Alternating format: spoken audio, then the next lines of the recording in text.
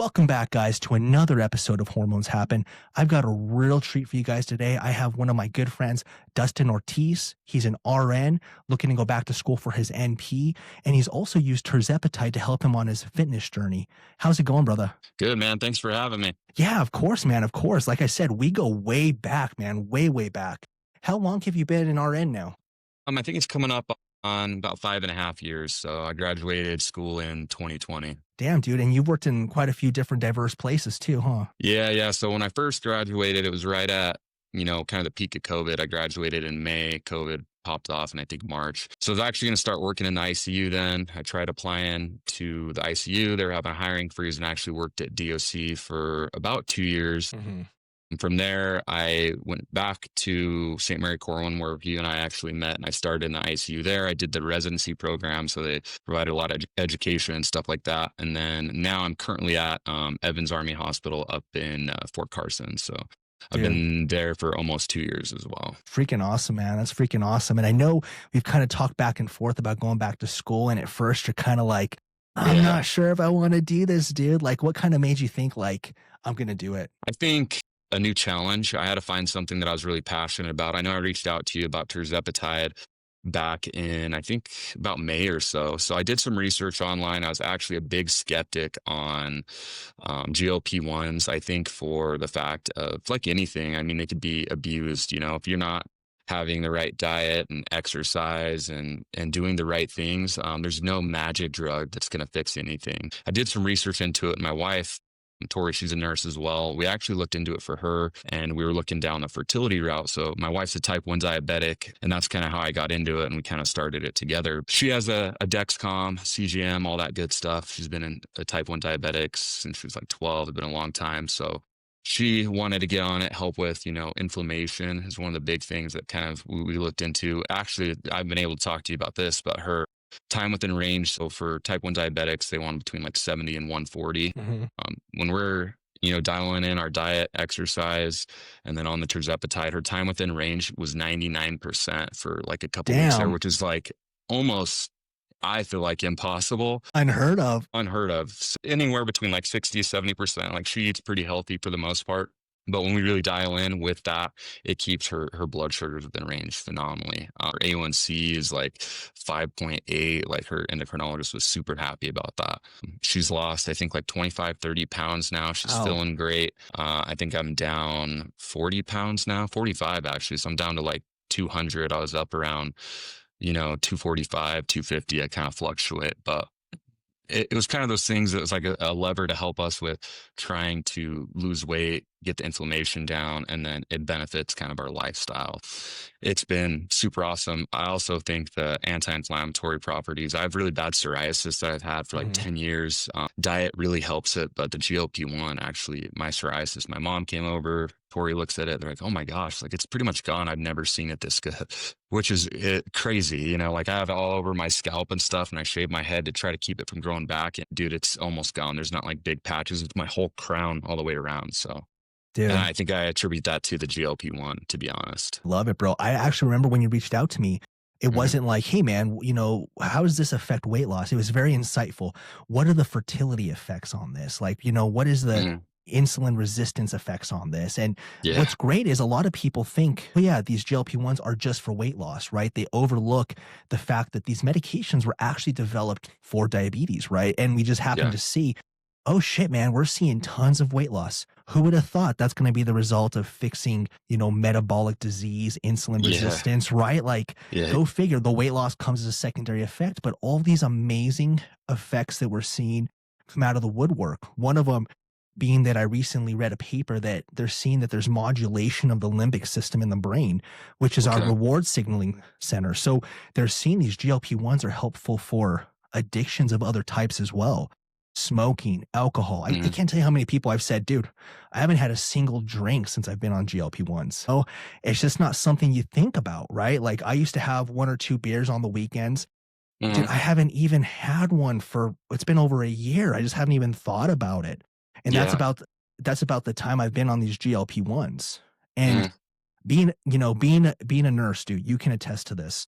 how often are we on our freaking feet? All the time. You're always walking, moving around. You're busy all the time, man. Oh, yeah. And I remember days when we were working together at Corwin. At the end of the day, dude, I'd go home and my freaking legs were sore. And that was when I Yeah. was at my heaviest, you know? I was probably Uh-huh. about 250, sometimes I pushing do remember that. 260. Yeah, And yeah. dude, the destruction on my lower back, my You hit hips, low my back, your knee. knees, bro. Like, just that being at a healthy weight is so helpful for Mhm. our profession, dude, because we're moving and grooving all day. Yeah, dude, the wear and tear is real for sure. So when you first started these, were you kind of nervous then, kind of thinking like, "Hey, is this a good idea?" I think I was very skeptical at first just because I mean, we see a ton of people on it, even in the medical field. We have a bunch of nurses, people that are on it.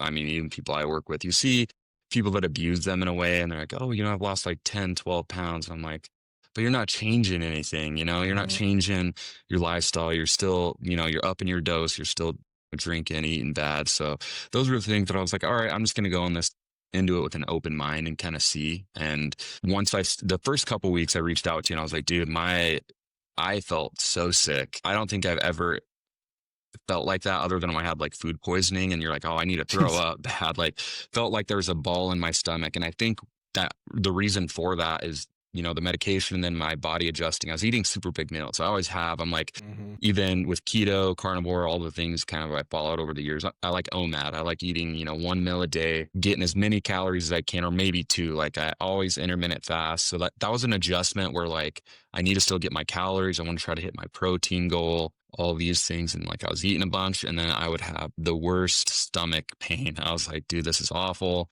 Vomiting, it was bad. So the first couple weeks, I was like, I don't know, like I don't know if I can swing this, if this is how I'm going to feel day in and day out. And Right. then probably it was maybe like 4 weeks. And then that kind of subsided, maybe even a little longer. It was closer to 5. So I remember 4th of July weekend, I felt like that was the last time. And then since then, I think I cut back on portions a little bit. And I just kind of eat intuitively, which I think goes along with, GLP-1s and you eat when you're hungry. And then also eating, satiating foods like proteins, vegetables, fruits. I try to eat anything, from the ground or, farm to table. Like I got my Yeah. deer last year. We eat that. We have elk. So we have really lean, healthy meals that we try to stick to. And I've noticed a huge, huge change with weight loss and just mental clarity. I mean, there's so many benefits that I've realized. But at first, definitely was kind of skeptical. I was like, I don't know. I'm kind of nervous about this. And then the stomach pains made me even more skeptical. And then they kind of went away. So I was happy I after that. remember, dude. I remember Yeah. those texts. I was like, "Damn, dude, he's really going through it, dude. I Dude, don't I know. love. I don't know if he's gonna stick it out, dude. I don't know." But the thing with you too is that you have already done a lot of the background stuff. You'd already Hmm. modified your diet, your fitness routine.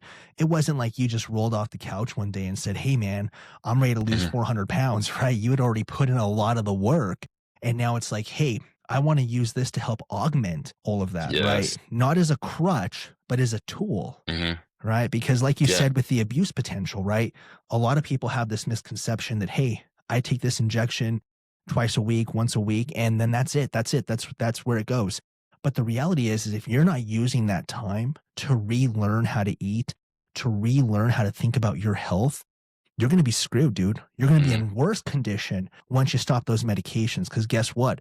You're going to put that weight back on, but we've lost muscle. Yeah, And exactly. I tell people all the time, like the weight, the number on that scale, that binary number is probably the worst measurement you can use for progress, Yeah, I agree. right? How do your 100%. clothes Yeah. fit, dude? What are your Yeah. family members saying? That's what Yeah. matters most, Hmm. right? Yeah. It's funny you talk about clothes.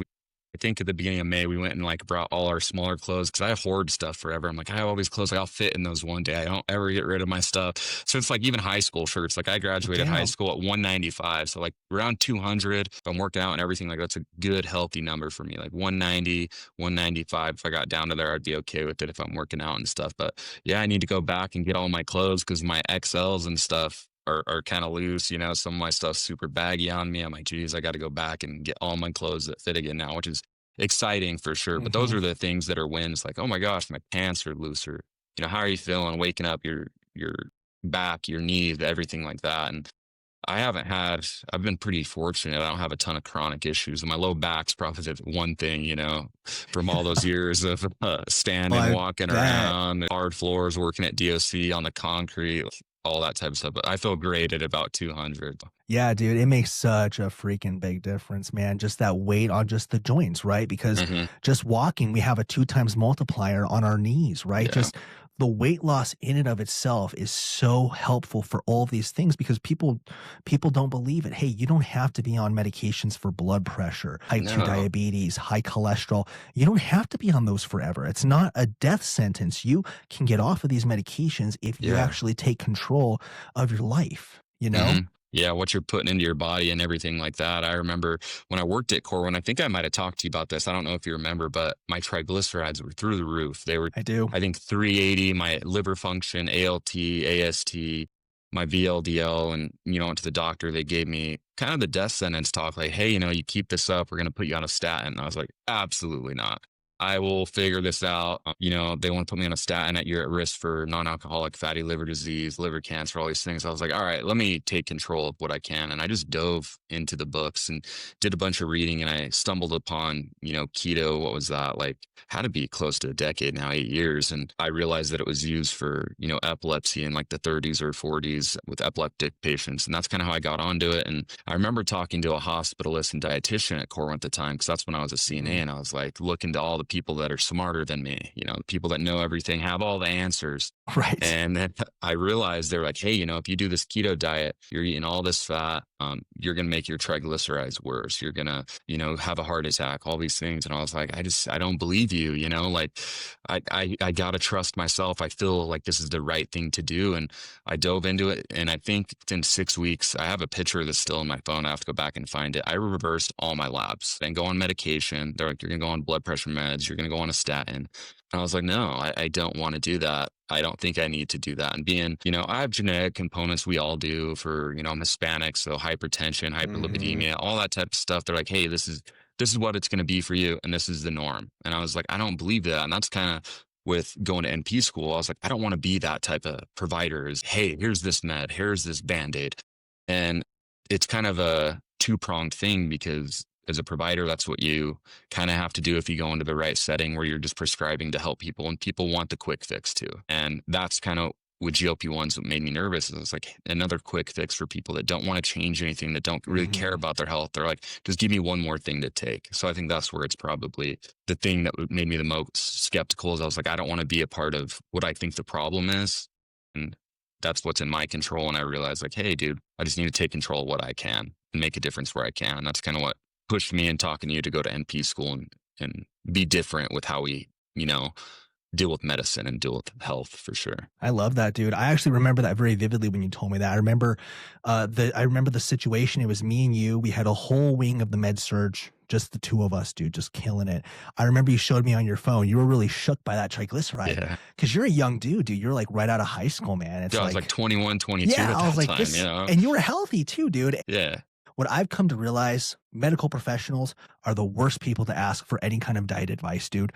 Look at the Yeah. person, see what they look like. That's who you ask for diet advice, right? Yeah, exactly. If they don't look like you want to look, dude, don't listen to their diet advice, right? Yeah. Because keto got so much shit, bro, about people saying, "Oh, dude, this is a fast track to heart attacks." Dude, Hmm. it's a really great diet, dude. If you can Hmm. adhere to it, you can. Most people can't, dude. When I did it for a while, I got all the way to the point to where I was actually checking for ketones in my urine. I was Yeah. just craving like bagels and just Hmm. white bread, like Yeah. Yeah. nothing special, just oats, just plain oats, bro. Just the craziest shit, dude. It was brutal for me. Hmm. It was Yeah. brutal. And then, keto, it was awesome. Like, it's kind of what introduced me into the diet kind of realm. And then I went down kind of almost like a paleo carnivore type diet. From there, I did strict carnivore for, I think, 6 weeks. This is when I was in nursing school. So it was like 5-ish, a little over 5 years ago. And I was like, I have this like up and down with weight where I like get super strict and then I fall off. And I was like, I'm going to do carnivore for a little bit, mainly for the anti-inflammatory like properties. So I don't know if you know like Michaela Peterson and Jordan Mhm. Peterson. Oh yeah. So Yep. that's what got me. I followed a bunch of people, listen to podcasts all the time, driving down to La Junta nursing school.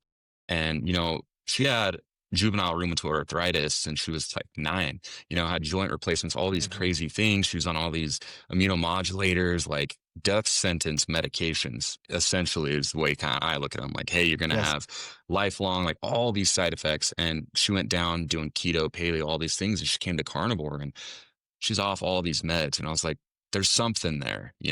So I went down that road. I did it for 6 weeks. I got down to like 194, dude. And I was the leanest I'd been, and I felt phenomenal. And that was just red meat and water. I don't know how I did it for Damn. 6. I even cut out dairy, like no cheese. Like Jeez. my psoriasis, though, it helped a ton with that. And that's when I was like, so keto, carnivore, paleo, whatever kind of circle you go in, like removing the vegetable oils, the refined sugars, the highly processed like grains. Like if we can get that stuff out of our diet, and you just eat something that's natural, like I eat fruit now. I'm not like super into carbs, but I'll eat fruit here and there if I'm craving it. We'll do a little bit of white Mhm. rice here and there, but it's kind of like figuring out your body. We're all so different, and the body Mm. is incredibly intelligent, but it takes a lot of work and a lot of practice. Like I've been doing this for 10 years, playing with like an N=1 study. Like, how am I going to react to this, and see Right. how my body does. And I've realized like I do really well on low carb. I feel great, the mental clarity, Mhm. I have no brain fog. And then I was like, dang, this GLP-1 can be an additive to what I'm Yeah. doing. And after the first couple weeks, 4 weeks, what I was telling you, like I feel great all the time. And even to add on to what you were saying about the alcohol, doing a bunch of yard work this summer. I was moving rock, all this like hard work stuff. And usually Tori and I were like working out there, like let's crack beers open, have like a Yep. day drinking day, just working in the yard, Yeah. nothing Of crazy. course. And we're like, dude, we have Modelo in a garage fridge, and it's like it just doesn't sound good. So, the reward center that you were talking about, how it rewires your brain. I mean, if we want to drink alcohol, which we do every couple weeks, if that, I mean, it's not something that's Mhm. on our forefront anymore. It's not like, oh, I need this, I need that. Going to work, you know how it is being in the medical field. Somebody brings in donuts, cookies, all this. Yep. I don't feel the need, like I don't have the drive to do it. And I think that's what a lot of people in our realm in America deal with is things are so addictive. Like everything, they have hyper focused on hijacking your reward center in the brain with all these foods that taste so good. They're magical. Once you can kick that, and people think, oh, I love bread. I love all this stuff. It's like, you can kick anything for like 6 weeks. You can rewire your brain. It's super powerful. Even when I did carnivore, like I didn't even crave sugar at that point. Like it was completely gone. It's like being on a GLP-1 where I don't really crave anything either. And you could do that with just diet. And Right. it's hard to get there, and it takes tremendous discipline because with carnivore, keto, especially like those, people will be like, oh, well, this weekend I'm going to drink, or I'm going to eat carbs. And then you reset everything. You can't go back into ketosis. Or if you drink alcohol, it's like I only had a beer or two. Your liver needs to process, 2 or 3 days, get that toxin out. You're not going to burn fat. That's why Right. the scale won't move. People love the scale, but that's why it doesn't move is they're like, I just need a weekend. A whole weekend of something will take away all your 5 days of progress. People are like, oh, like, no, it's like, yes, it does.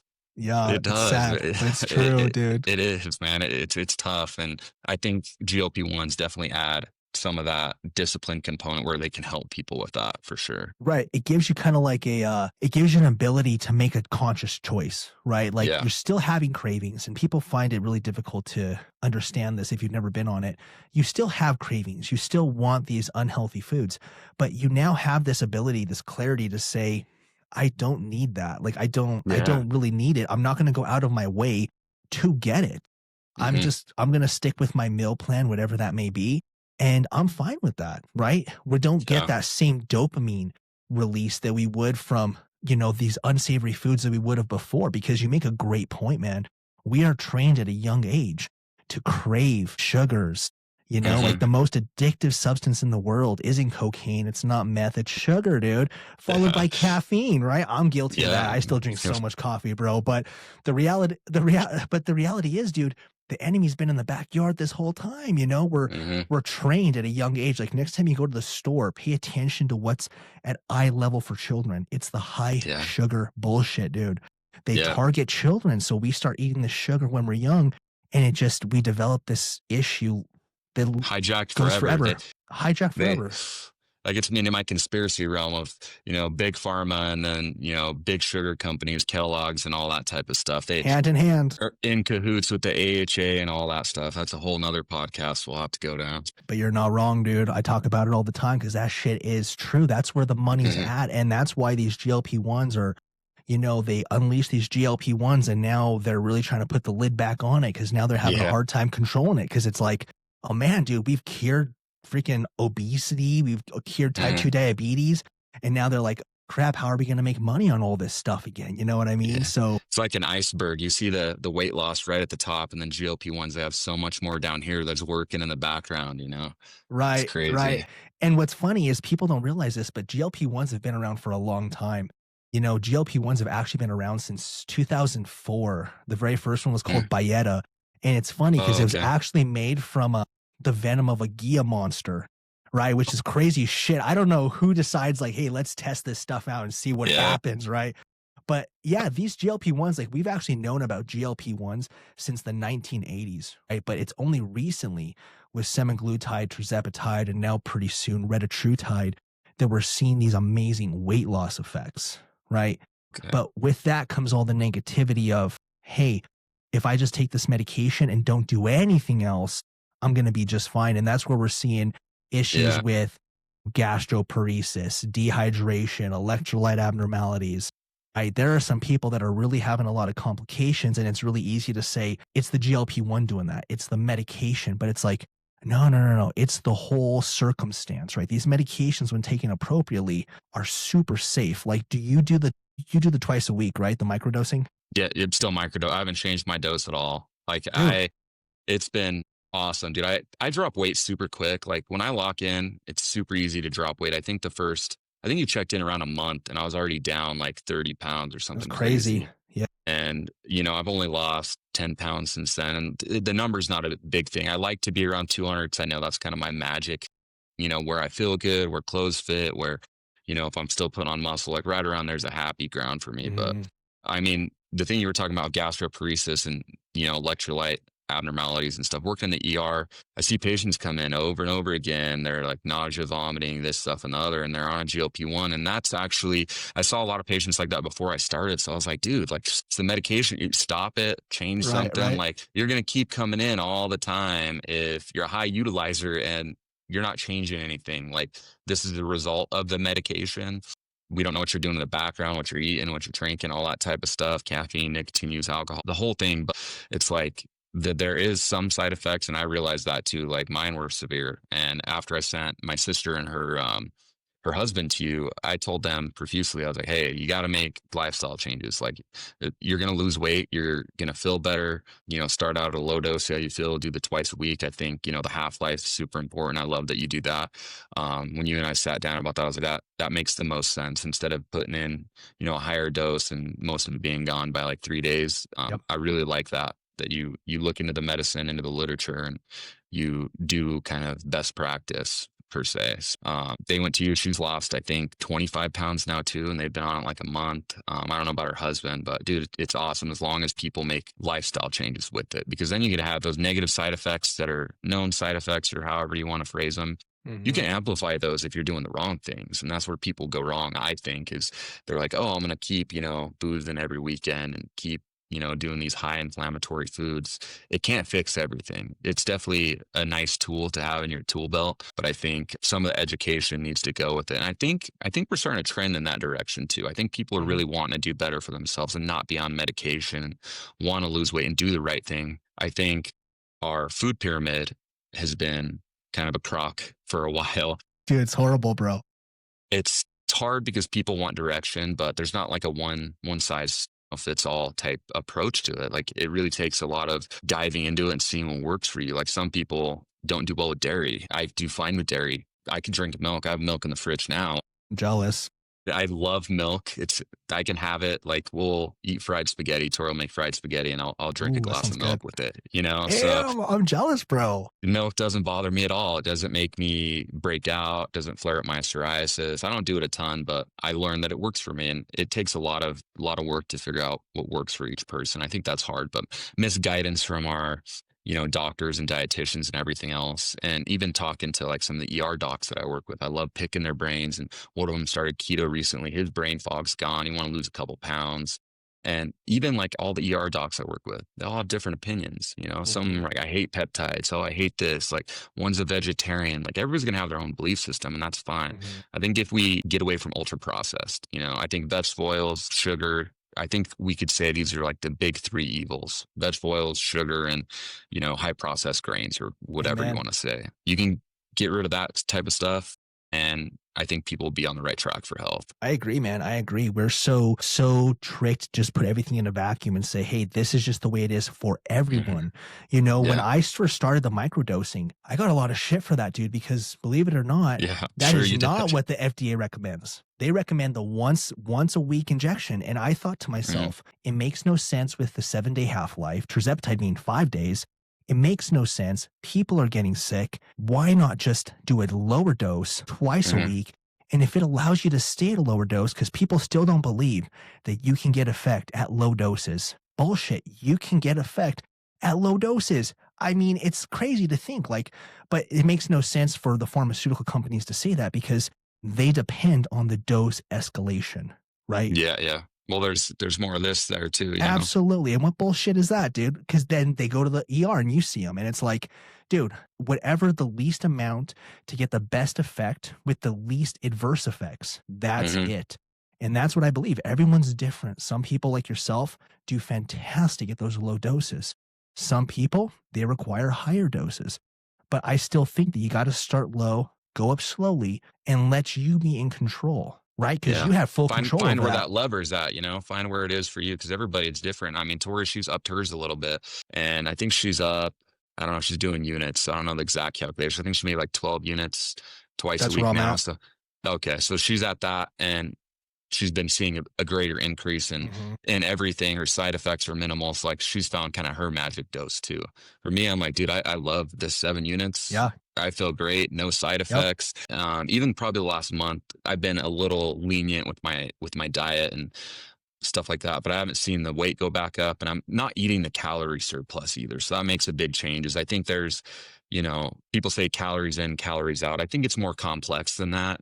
Sure. But that there is trueness to that as well. People are like, oh, carnivore, keto, you can only lose weight, or you're only losing weight because of the calorie deficit. I mean, maybe there's a portion to that. I don't think anything's 100% true. I think it's a gray area, all of it. But I think it's crazy that the FDA says it needs to be once a week. I'm glad that you said, Yeah, hey, that dude. doesn't make a ton of sense. Oh, yeah. Let's try this. And then you're seeing kind of the effect that it has. And you're like, this makes sense. I believe this, even though the FDA or Big Brother or whoever says, hey, no, that's not the right way. Well, to me, it makes sense. And then you can have people that well, I just want to do once a week. People have their own choice. True. You can make a choice, and whatever works for you, go for it. I You can have love all the information experimentation. there. Yeah. That's true. As long as you're making an informed decision, that's what matters. Sometimes I'll go down to 10. If I've been at the same dose, I'm feeling good, I'll come down to 10 for a little while. If I have something coming up, I know there's going to be a lot of temptations. I may go up to 14, right? I adjust it based off of my life, what's going on, That's what we should be able to do. We should have that level of control of our health, right? Yeah, I definitely agree. And you've been on it, you said, for a little over a year now, roughly? But yeah, between the semaglutide, I started with sema, did that for about 4 months, and then I switched to TERS, which has been way better.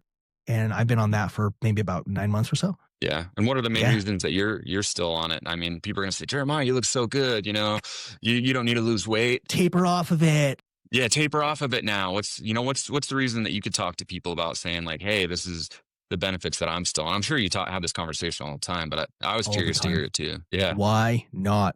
If we have the ability to have this amazing, powerful tool that helps us to maintain our best state of health we can, why not? My whole life, I've always worked on eating, exercising.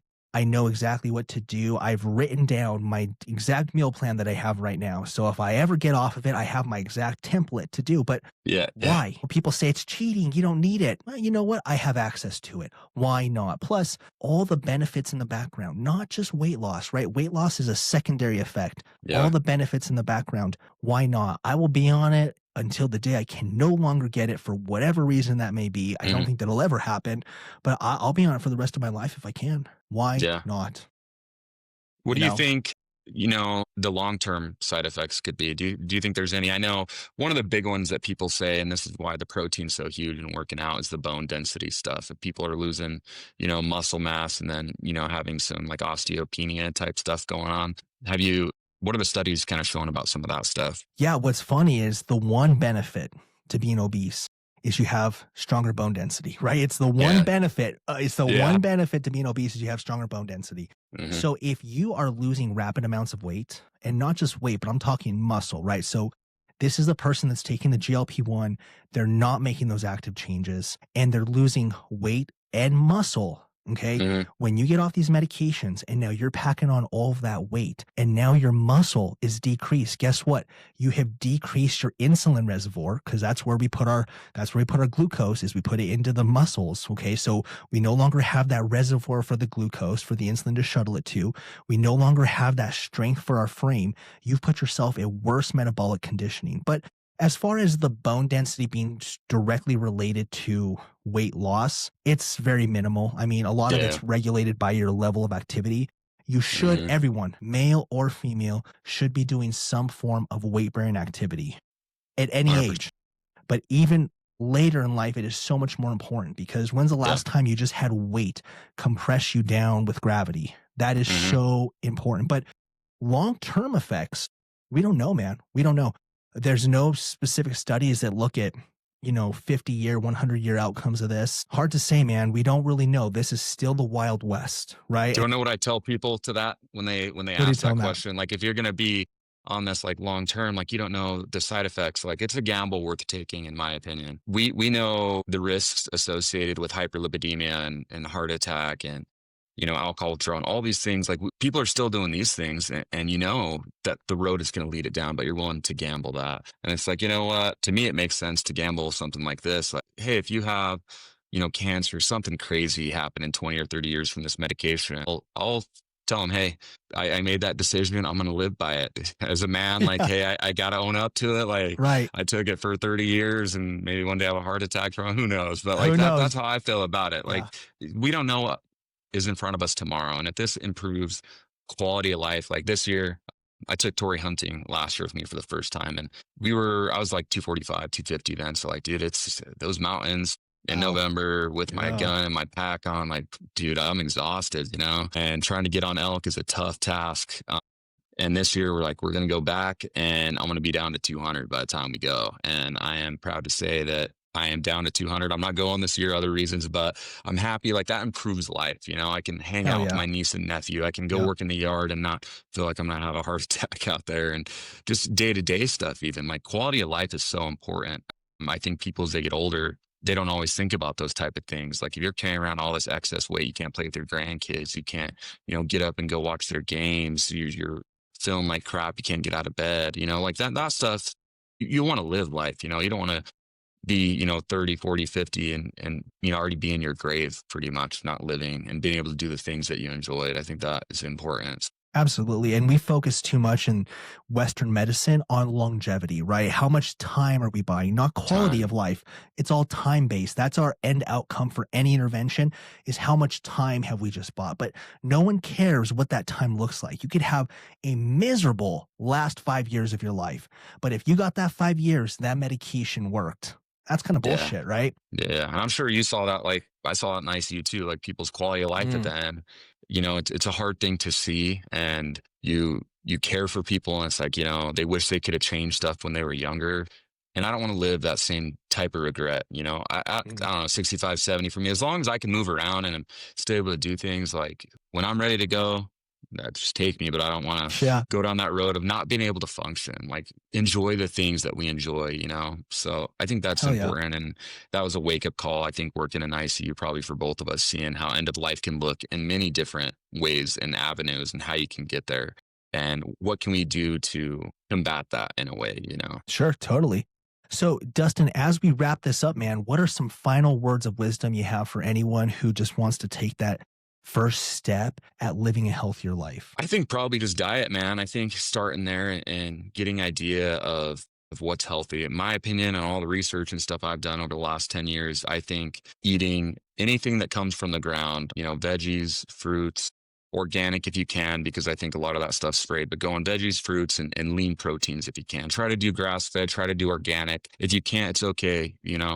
I know that stuff's expensive. It's hard for any of us to buy that stuff, but if you can, organic's the best. But other than that, do lean meat. I don't think red meat is a bad thing either. I think it's been, a villain for a long time. And I think red meat, chicken, whatever you can eat, whatever you could tolerate, but starting with diet and exercise, getting outside, working out. I think people like to run. I'm not a big runner, never have been. I think the importance of working out is important for longevity, So Mhm. I think eat healthy, fruits, veggies, meat, and then work out. Do some weight training. I think kettlebells, I'm starting to get into that. I got sick of the gym for a while. So I think if people do kettlebell training, you could do that at home, do some kettlebell squats, kettlebell swings, you get that mobility and strength. So that's what I'd recommend is start there, start simple, start in your backyard, start in your gym and cook meals. I mean, meal prep stuff. Anytime you go to the store, the processed stuff, even, keto friendly, all that type of stuff, there's gonna be crap in there. Try to cook, try to eat stuff that's from the ground. Love it. I love it, man. Hey, thanks for joining us today, man. Yeah, It's man. been Thanks for great. having me. I really enjoyed it. Keep up what you're doing. Absolutely. Absolutely.